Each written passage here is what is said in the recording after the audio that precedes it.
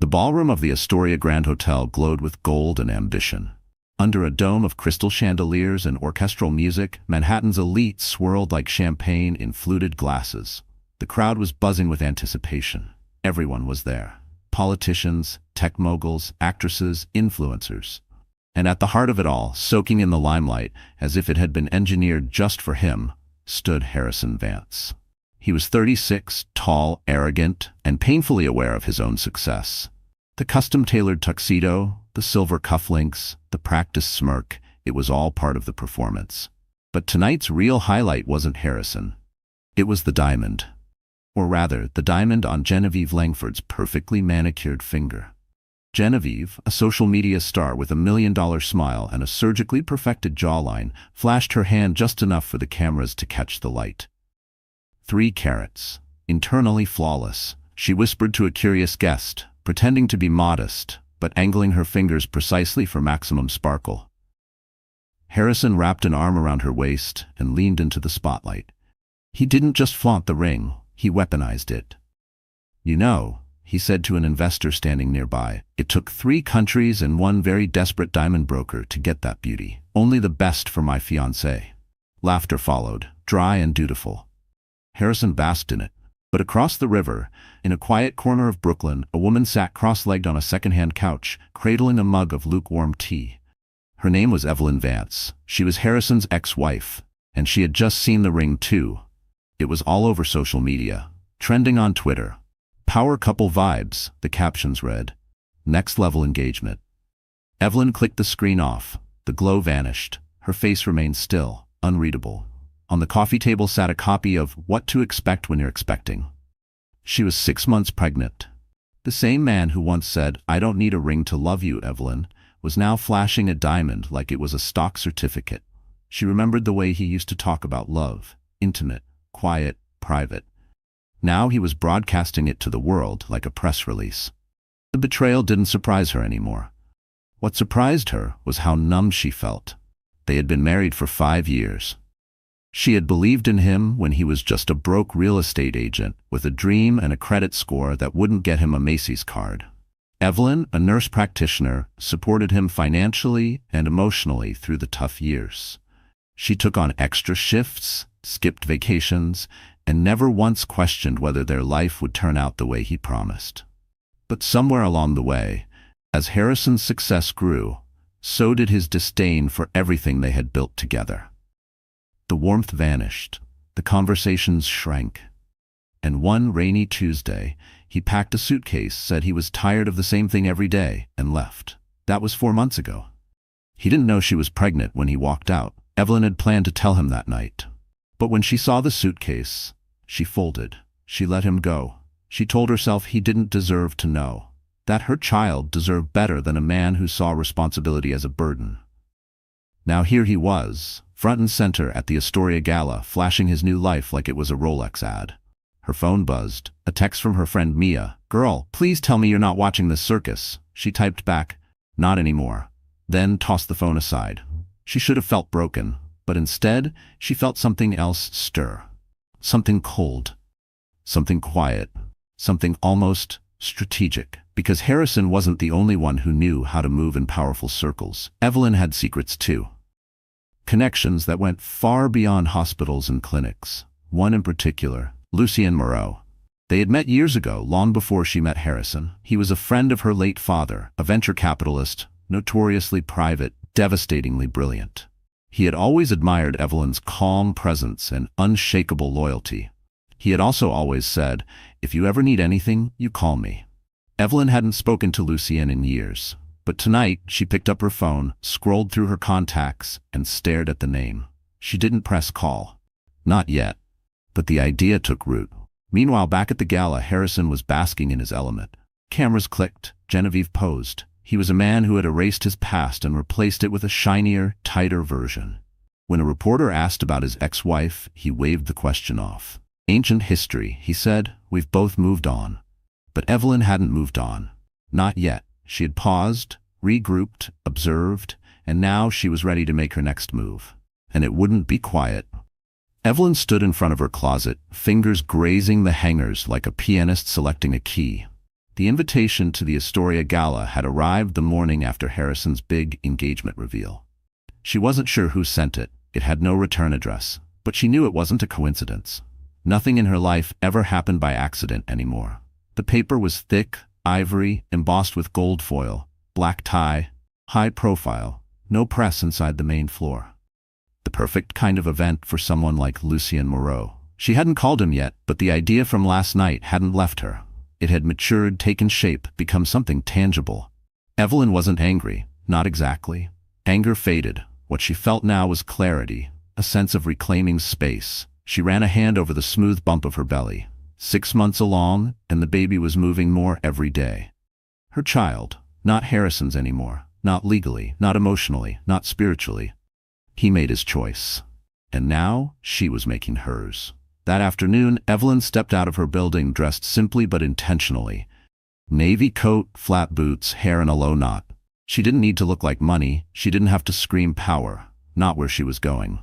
The Moreau Foundation sat in a marble building just off Fifth Avenue.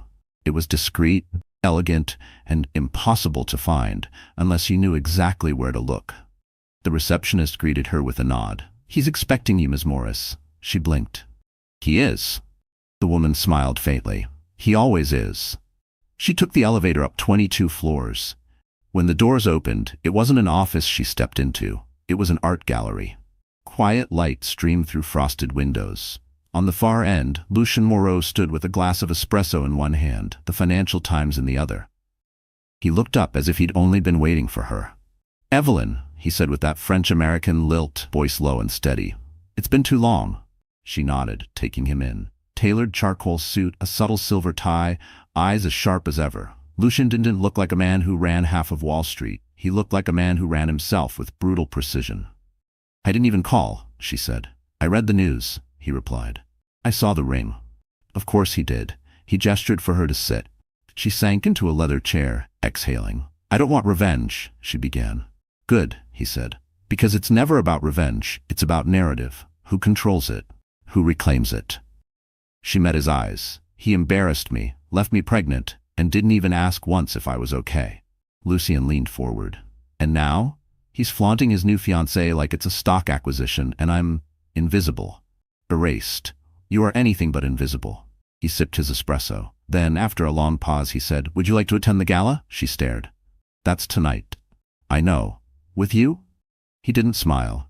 Lucien never smiled unless he meant it. "Yes.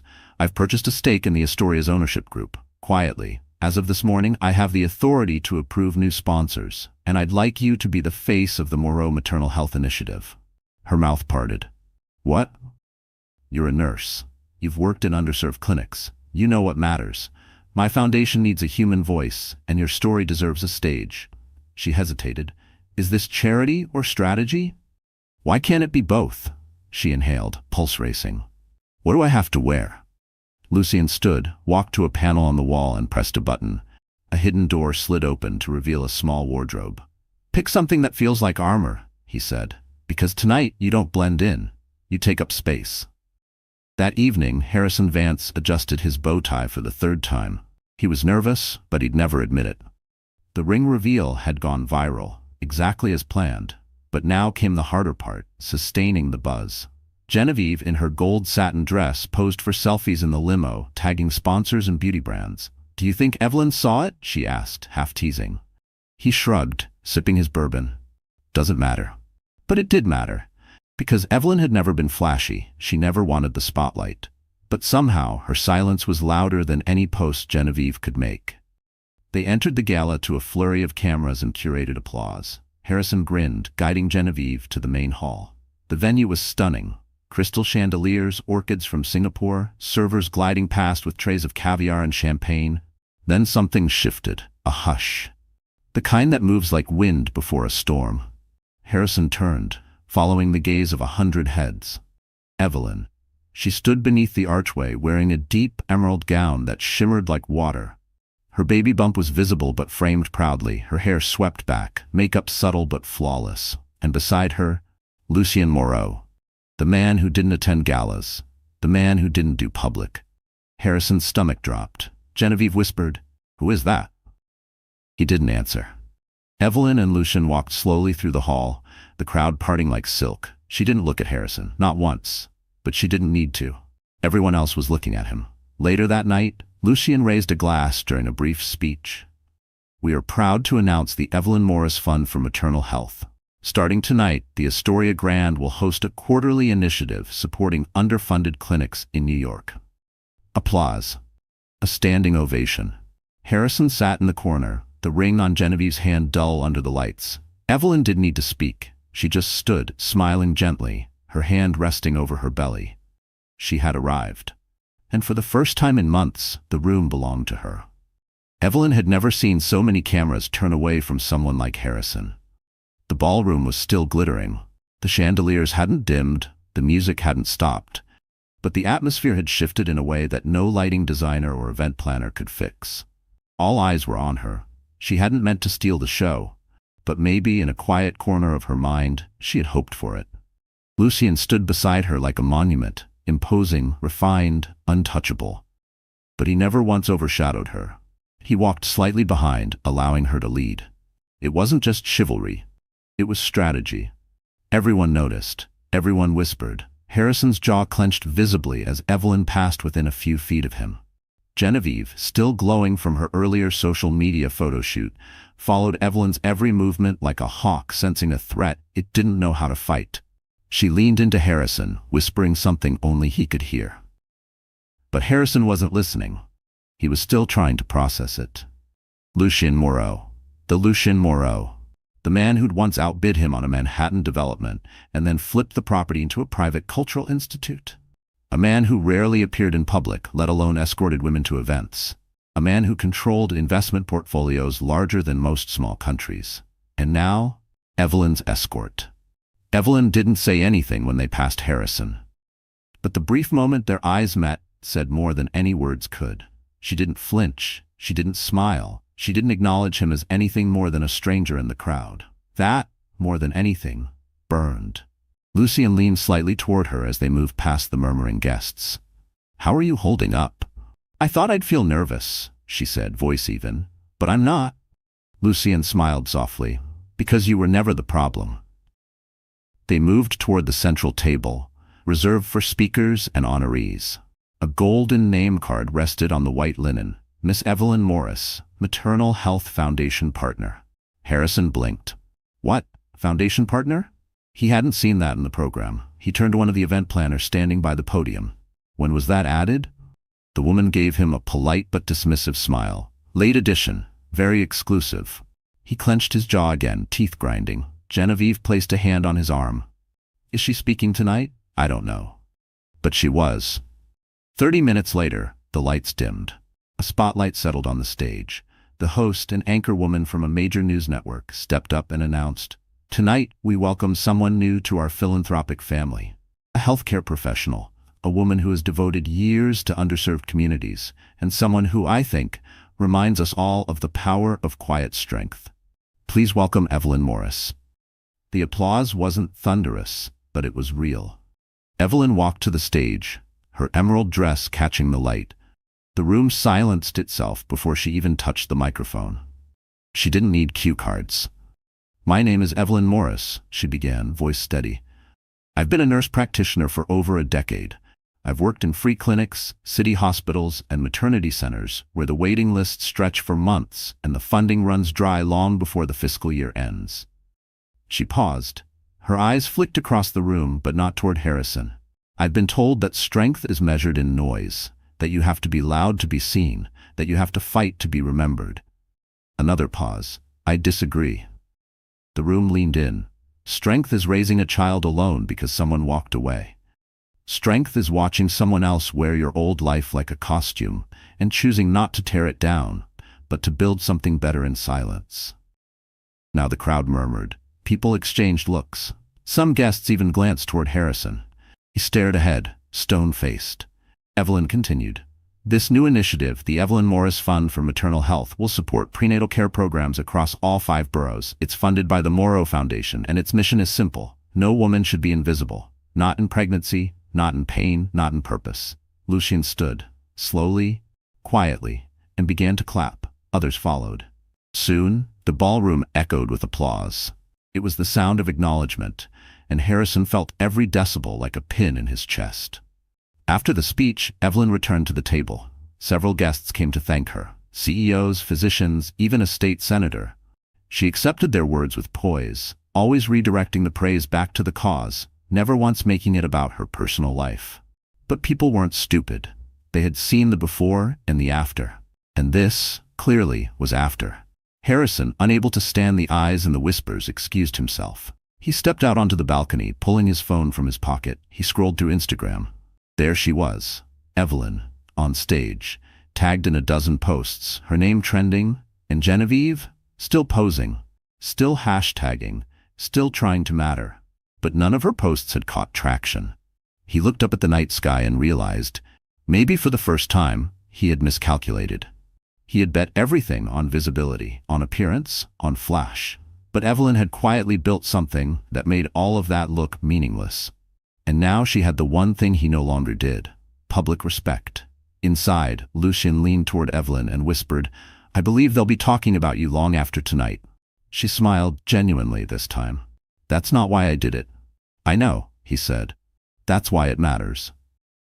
The night ended with quiet farewells and long looks. Reporters didn't chase Evelyn. They didn't need to. Her story had already been told on stage in silence and strength. And somewhere, Harrison watched the ballroom empty, realizing too late, the ring had been shiny. But it had no weight. Not like her. The news cycle the next morning was merciless. Photos of Evelyn in her emerald gown were splashed across fashion blogs, charity roundups, and gossip columns. Her name trended on Twitter, not as someone's ex-wife, but as a healthcare advocate, a poised speaker, a new face of philanthropy. The internet loved a comeback, and this wasn't just a comeback, it was a coronation.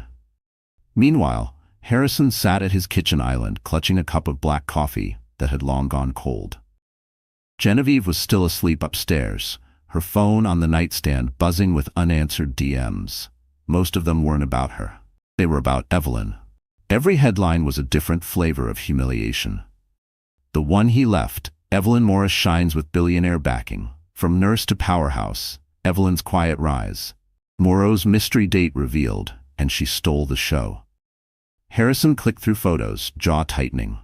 There was one of Evelyn and Lucien stepping out of the limo, another of her on stage, hand resting gently on her stomach, smile calm but commanding.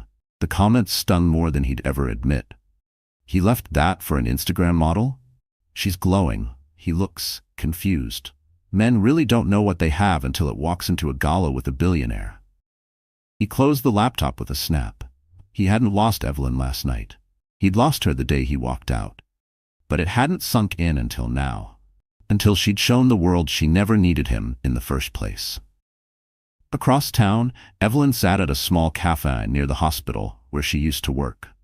She hadn't planned to go out, but something about the fresh air, the soft clink of mugs, the smell of roasted beans, it grounded her.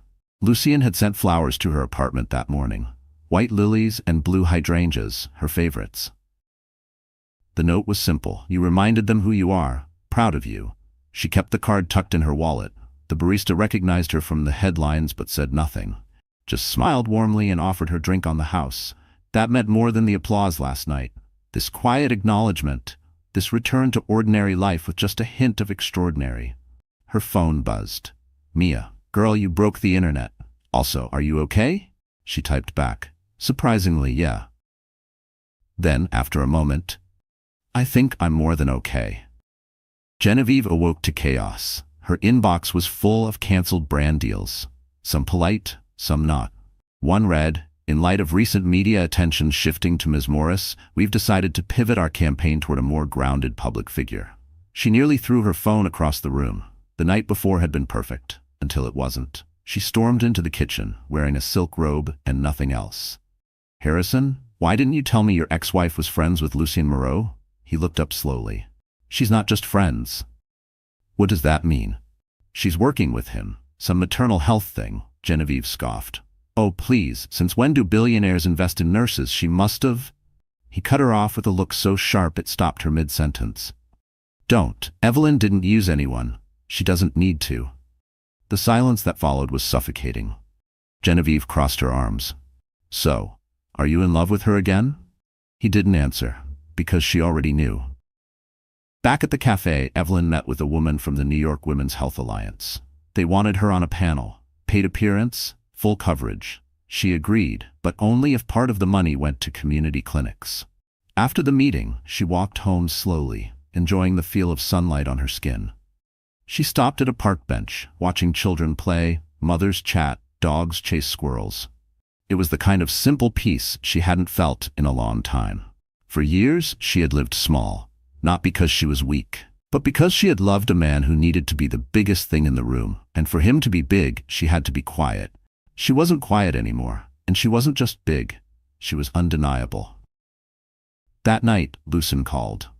"Are you overwhelmed?" he asked. "A little," she admitted, "but in a good way." "I figured," he said, "which is why I booked a car. Just something low-key. Dinner, fresh air, no cameras." She hesitated. "Are you sure you want that kind of attention?" "I'm not asking you out for attention, Evelyn. I'm asking you out because I like you, and because you're about to change the world, and I'd like a front-row seat." She smiled, then laughed. It felt strange. It felt right. "Okay," she said. "Dinner sounds nice." As Lucien's town car glided through Manhattan traffic, Harrison sat in his penthouse staring at the skyline. It used to inspire him. Now it mocked him. He had everything. Money, status, a pretty new fiancée. But none of it compared to the woman he once dismissed as too soft, too boring, too ordinary. There was nothing ordinary about Evelyn Morris now. She was the kind of woman who walked into a room and changed the narrative. And Harrison? He was just a footnote in her story now. Somewhere across the city, Evelyn laughed over dessert, baby kicking softly under her hand while the man beside her watched with quiet admiration. She hadn't planned on starting over.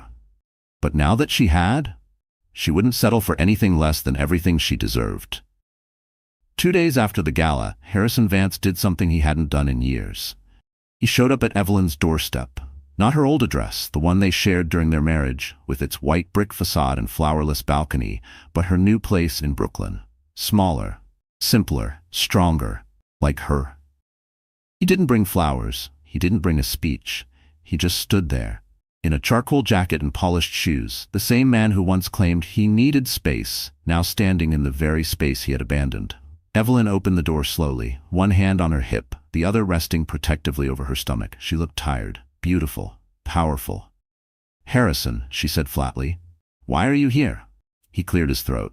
I figured we should talk. I didn't want to text." She didn't step aside. She didn't invite him in. "About what?" He blinked. "The gala. Everything. You looked amazing." "That's not a conversation," she replied. There was a silence.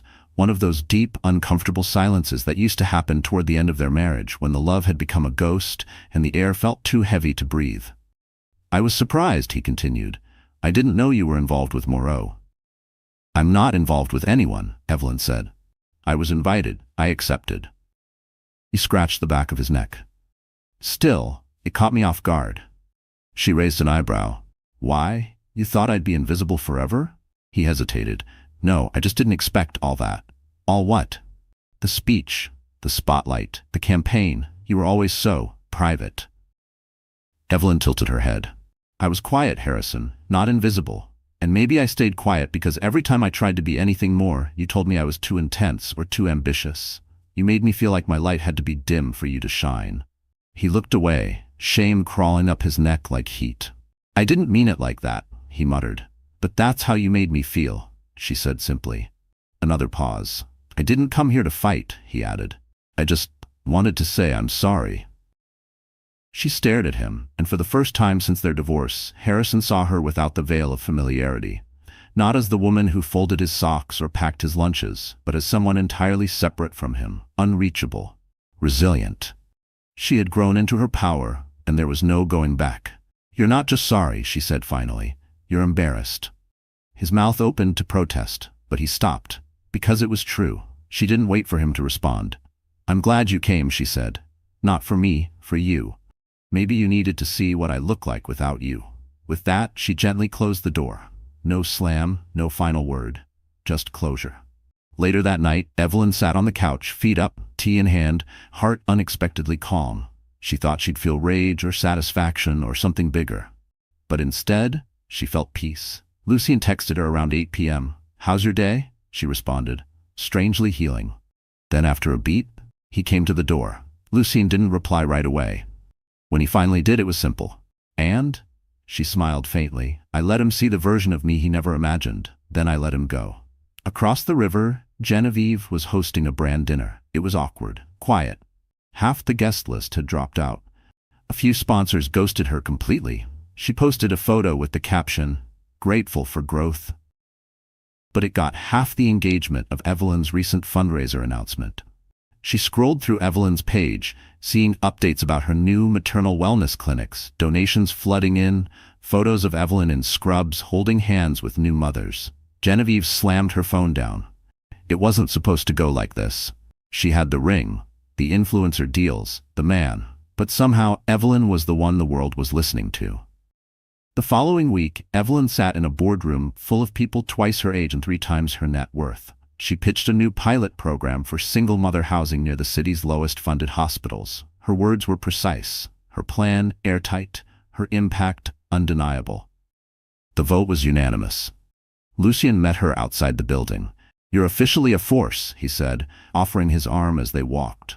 "I'm officially exhausted," she laughed. "I have just the thing." He guided her to a quiet rooftop lounge overlooking the East River. There was no press, no paparazzi, just fresh air and a skyline that now felt more like hers. They sat in silence for a few minutes, watching the water. "You ever think about the way things used to be?" he asked softly. "All the time," she replied, "but not with regret, more like gratitude." "For what?" "For the storm, because without it, I wouldn't know what I'm capable of." Lucien nodded slowly. "Would you change anything?" he asked. She looked at him, her expression unreadable. "I wouldn't give him a second chance," she said, "but I wouldn't erase him either. He was the lesson." This, she gestured to the skyline, the stars above, the peace in her chest. "This is the reward." And with that, Evelyn Morris leaned back in her chair, the wind lifting a few strands of her hair, her child kicking softly, and the man beside her, watching with a kind of admiration that had nothing to do with power. Just presence. She didn't need to win anymore. She'd already arrived. Evelyn hadn't expected the storm. Not the emotional kind. She had weathered that already. But the literal one. Thick gray clouds gathered over the city like a warning. By late afternoon, the rain was coming down in sheets, soaking the sidewalks, slowing traffic, and silencing the usual Manhattan chaos. She didn't mind. Something about the rain matched her mood.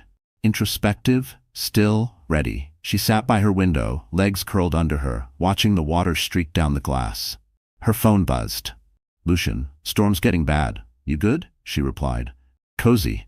Baby's kicking like it wants out though, lol.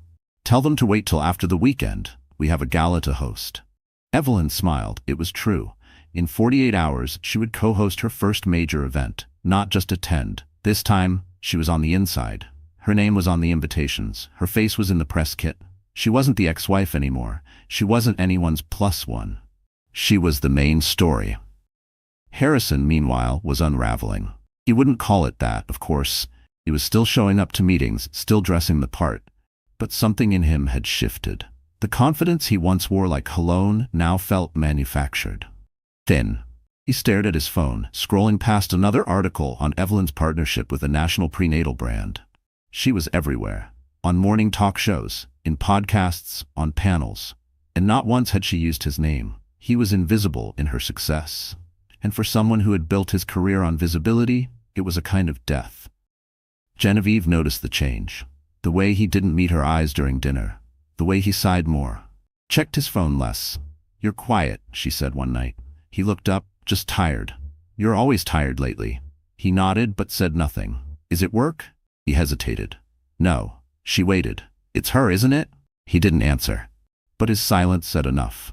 The next morning, Evelyn sat in a fitting room while her stylist pinned the last detail of her custom gown. It was deep blue, sleek but modest, hugging her curves without hiding the pregnancy. The designer had called it power with softness.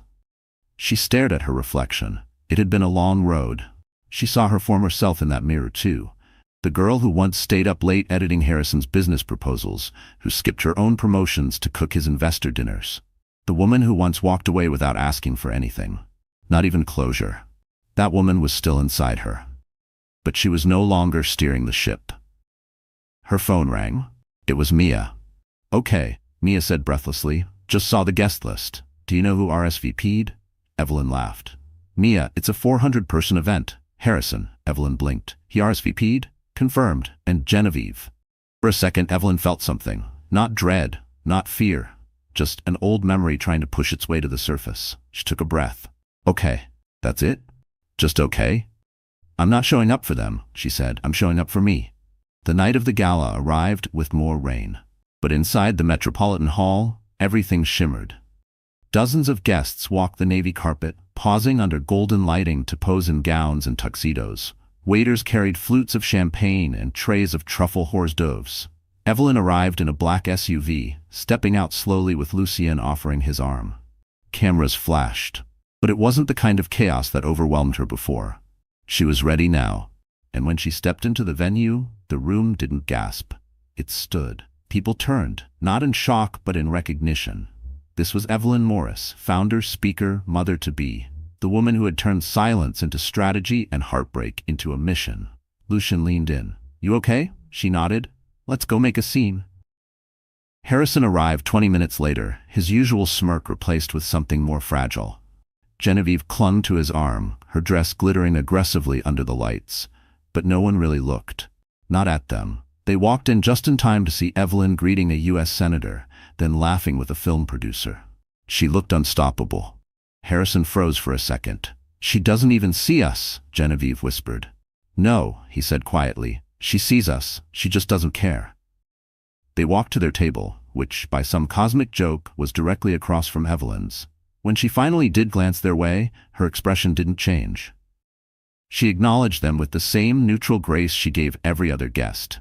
It wasn't hostility, it was distance. Like they were no longer part of her world. Because they weren't.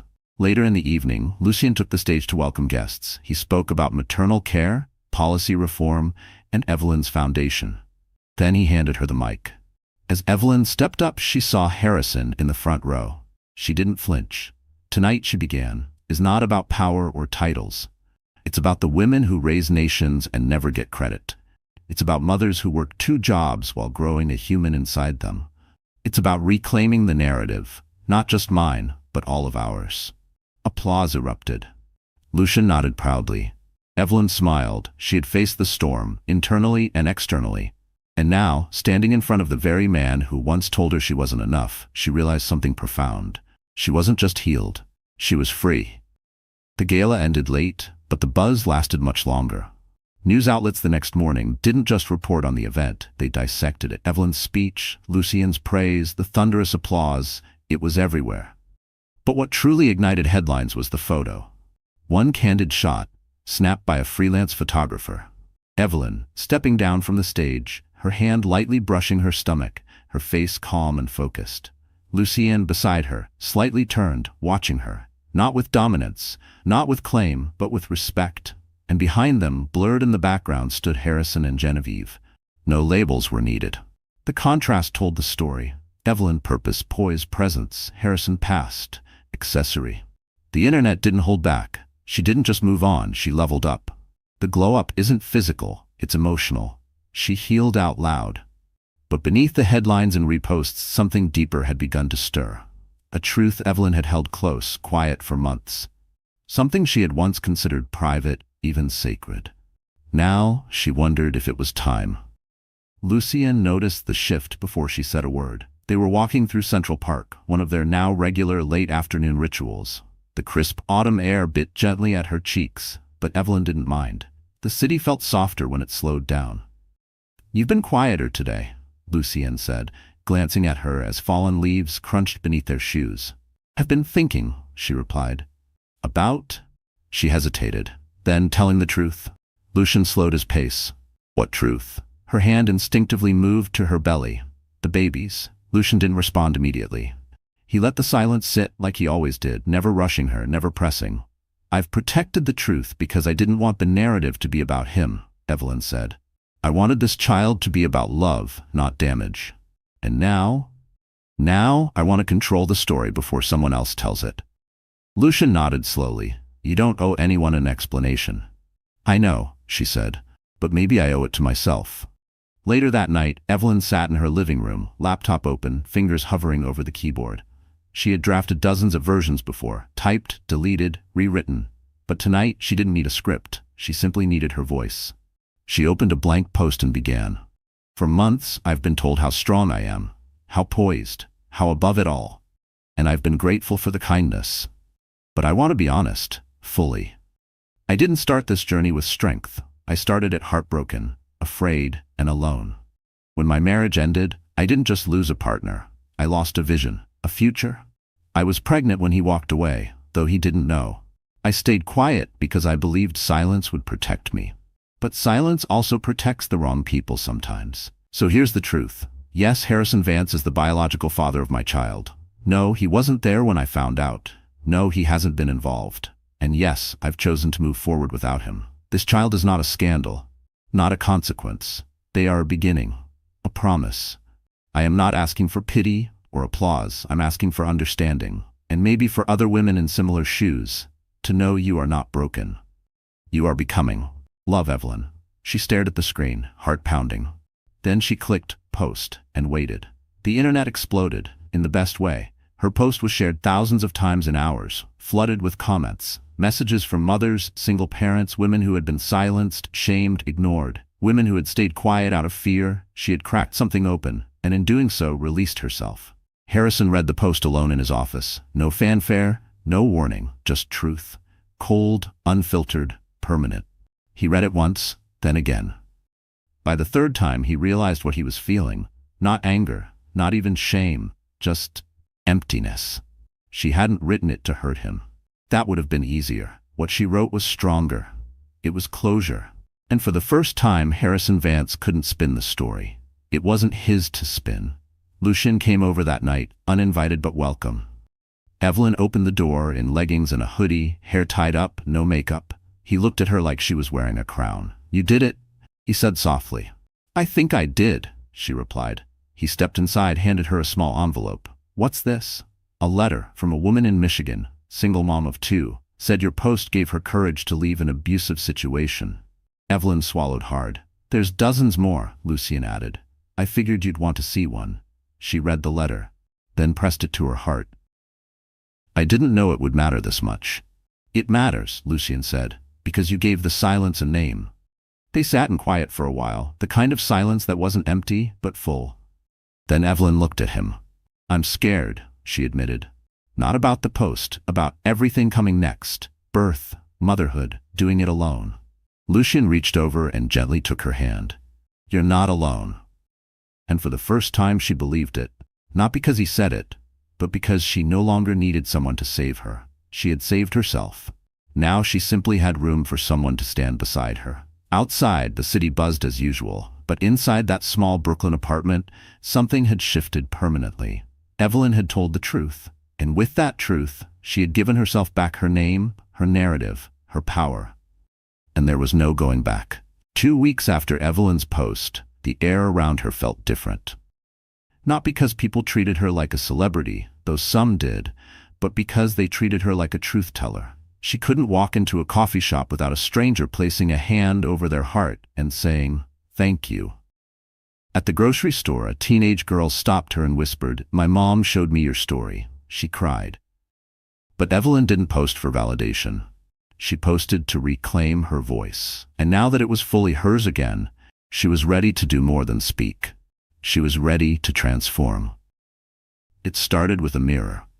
She was getting dressed for a media appearance, just a small morning talk show, and paused halfway through fixing her hair.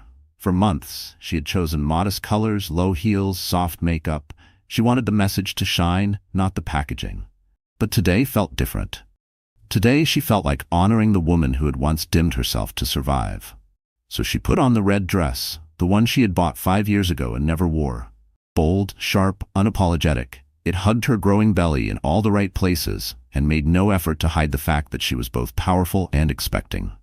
When she walked onto the studio set, the host blinked. "Evelyn," she said, stunned, "you look radiant."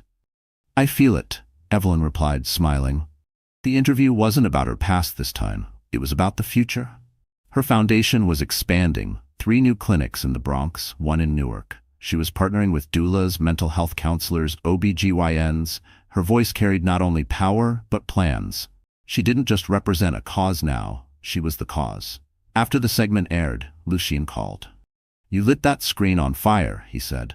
"Wasn't just the dress," she teased. "No, but the dress made it hard for anyone to look away." She laughed, feeling the kind of confidence that didn't depend on anyone's gaze. "Can I take you to dinner tonight?" he asked. "No press. Just us." "Yes," she said. "I'd like that." And this time, she meant it without hesitation. That evening, Lucien didn't take her to a fancy restaurant. He brought her to a rooftop garden he had built quietly atop one of his properties. Lush, private, filled with jasmine and soft lights. "It's peaceful," she whispered, looking out over the skyline. "You don't always need applause to know you're winning," he said. They ate takeout from her favorite Thai place on linen-covered crates. He brought her sparkling cider. They talked about the baby, about the future, about healing without erasure. At one point, Evelyn asked, "Did you ever expect this?" "What? This? Us?" Lucien looked at her. "I hoped." She exhaled, emotion tightening her chest. "I don't want to be anyone's redemption story." "You're not," he said. "You're the author." The next morning, Harrison saw her interview on TV. He was flipping channels absent-mindedly, half-focused on emails, when her voice cut through the static. He looked up. There she was. The red dress, the glow, the sharp eyes and calm poise. He stared. The host asked about her foundation, her goals, her motivation. Evelyn answered with grace. She didn't mention him once, and somehow that stunned the most. She didn't need to drag him to elevate herself. She had moved beyond him. Genevieve noticed his expression and turned off the TV. "Why do you keep watching her?" she asked. He didn't answer. "She's not coming back," Genevieve added. "I know. Then why act like she is?" "I'm not." But he was, in every quiet moment. Every time Evelyn's name came up in the press. Every time someone said, "She's changed everything." He wasn't in love with her anymore. He was in awe of her. And that was worse, because he knew he never deserved her in the first place. Meanwhile, Evelyn was changing again. Not for anyone else, for herself. She hired a new stylist, not to impress but to express. Strong lines, bold colors, structured silhouettes. She wore her hair higher, walked straighter. Her social media began to reflect her duality. Soft mother, fierce leader. She posted a photo one day. No makeup, baby bump visible, captioned, "Creating life, creating legacy." It went viral in under 2 hours. But the best moment that day didn't come from her phone. It came from a letter, handwritten, waiting in her mailbox, from a young nurse in Detroit. It read, "I watched you speak and realized I didn't have to wait for permission to become who I already was. I applied to grad school today. You reminded me I was worth it." Evelyn held the letter to her chest, tears welling. It wasn't about fame, it was about fire. And she had reignited more than her own. Lucien surprised her a few days later. He took her to a private theater where a group of young girls from low-income neighborhoods were rehearsing a play about powerful women in history. They had written their own ending. "And who's this character?" Lucien asked one of the girls, pointing at the last figure in their lineup. "That's Evelyn," the girl said proudly. "She's the one who reminds us we don't need a prince." Evelyn choked back emotion. Lucien leaned in and whispered, "You've become more than you ever imagined." She smiled. "I've just started." And she meant it. The pain hadn't vanished. The betrayal still existed in her past. But now it wasn't the headline, it was a footnote. Because Evelyn Morris had rewritten the narrative. And she wasn't done yet. The night of the Foundation's annual gala arrived with an air of electricity. Unlike the first time Evelyn had walked into the Astoria Grand as Lucien's guest, this time she wasn't on anyone's arm. She wasn't a +1 or a mysterious ex or the quiet woman behind a billion-dollar man. She was the woman in charge. Her name was on the banner. Her signature sealed every donation letter. Her speech would be the final keynote. Evelyn Morris wasn't reclaiming space anymore. She owned the room. The event's theme was power through purpose, and Evelyn embodied it. Dressed in a sleek ivory gown that hugged her full pregnancy with pride, her shoulders bare, hair pulled into a low bun, she walked into the room to a round of applause that hadn't even been cued. People stood when they saw her. And this time, it wasn't because of surprise. It was out of respect. Lucien arrived 10 minutes later, content to follow her lead. He wore a charcoal suit, no tie, and a quiet smile. Everyone knew they were close, perhaps more, but neither felt the need to define it publicly. Their connection wasn't performative. It was real. Harrison watched from across the ballroom. He had received the invitation 2 weeks earlier, addressed formally to Mr. Harrison Vance and guest, as if whoever handled Evelyn's list had gone out of their way to include him. Or maybe Evelyn herself had done it. He had RSVP'd without thinking. Genevieve had RSVP'd too, but bailed last minute after seeing Evelyn's last Vogue profile. Something about she didn't just survive, she reinvented had rubbed her the wrong way. So Harrison came alone. He wore a tailored tux, the same watch Evelyn had gifted him years ago. But no one noticed. They were all watching her. And he couldn't blame them. Because for the first time in his life, he was watching Evelyn too. Not as a man who once loved her, but as someone who never really saw her until it was too late. Evelyn greeted donors, hugged supporters, posed for photos. She laughed easily, moved gracefully, her confidence a language of its own. But her eyes scanned the room occasionally, like she knew what was coming. She wasn't just waiting for a moment, she was setting the stage for it. The crowd gathered at 9 p.m. sharp for the keynote. The lights dimmed. A hush swept through the hall. Lucien stepped up to the podium first. 3 years ago, I met a woman who reminded me that healing is not passive, that some people rise quietly, but when they do, the world has no choice but to listen. Ladies and gentlemen, please welcome our founder, Evelyn Morris. Evelyn walked onto the stage as the lights found her, the applause thunderous. She took a breath and spoke. I used to believe power belonged to those who spoke the loudest, she began. The boldest, the most ruthless. But then I lost everything, and I realized real power is quiet. It's the decision to rebuild, not out of revenge, but out of intention. She looked out at the audience. I was left, I was dismissed, I was underestimated, but I wasn't destroyed, because what some people call the end is often just the start of a better story. She paused, then continued. I am not here tonight as someone who made it. I'm here as someone making it, day by day, as a mother, as a builder, as someone who believes every woman deserves to walk into a room and feel like it was built for her too. The applause started again, softer at first, then louder. Some guests stood. Evelyn raised her hand gently. One last thing, she said. To the man who left me at my most vulnerable, thank you. A ripple of gasps. Harrison froze. Because in your absence, she said, her voice unwavering, I met the version of myself I never would have found if I had stayed. And to every woman who has been left, lied to, or told she was too much, let them say it, and then show them exactly what too much looks like when it walks back into the room and owns the night. The audience erupted. It was the kind of moment that would be replayed 1,000 times across reels, news clips, and late-night commentary. But for Evelyn, it was more than a moment. It was closure. Back at his table, Harrison didn't clap. He just sat still, jaw tight, heart loud in his ears. She hadn't dragged his name, but she had obliterated his version of the story. And now the world saw what he never appreciated when he had the chance. After the speech, Evelyn stepped off stage and was greeted by her team, press reps, and donors. But Lucien was waiting quietly near the back, arms crossed, eyes proud. She moved toward him, heels clicking against marble. You did it, he said. I didn't do it for them, she replied. I know. She looked toward the exit where Harrison was slipping out alone. I said what I needed to say, she whispered, then let it go. And she did. She turned back to the crowd, the music rising again, the lights warming the room. Tonight, Evelyn Morris didn't just win. She owned her past, her power, and her purpose in front of everyone who had ever doubted her, and not once did she ask for permission. The next morning, the world woke up to Evelyn Morris. Not just in headlines or viral clips, but in conversations at kitchen tables, in classrooms where teachers showed her speech to young girls, in therapy sessions where women played her words to remind themselves they weren't crazy for wanting more. She wasn't just a trending name, she was a reminder. Evelyn sat on the edge of her bed, robe wrapped around her, one hand resting on her belly. The baby was kicking gently, almost rhythmically, as if clapping. She smiled. Lucien walked in, 2 mugs of tea in hand. You're up early. Hard to sleep after torching a ballroom, she said playfully. He laughed. You did more than that, you built something in there. She accepted the tea. I've been thinking a lot about legacy. Yours? Ours, this baby's.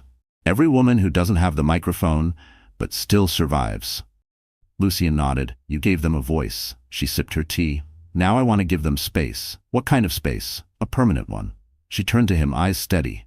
I want to build a center, not just a foundation, a real place. Housing, healthcare, childcare, training, not just money thrown at a problem. Structure. Lucian smiled slowly. Tell me where to write the first check.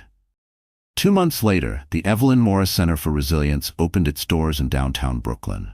The building was modern but warm. Earth tones, open space, sunlight pouring in through high windows. The entrance featured a mural, a mosaic of hundreds of women's faces, real ones, collected from stories submitted around the country. Above it, we are not rebuilding, we are rising. It wasn't just a center, it was a movement. Harrison didn't attend the grand opening. He saw the press, the photos, the interviews, but he stayed home. It wasn't bitterness, it was acknowledgement. He had lost something extraordinary, not just a woman, but a future he never had the courage to imagine. And now he watched her shape the world without him. That was his consequence. Genevieve had moved on too, quietly, resentfully. She still posted online, but the engagement wasn't the same. People didn't want glitter without purpose anymore. Evelyn had shifted the standard, and people had noticed.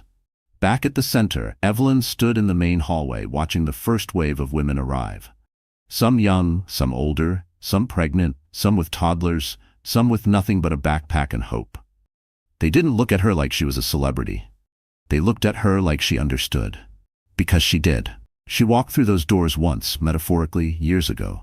Pregnant, heartbroken, terrified. And now she stood on the other side, holding that door wide open.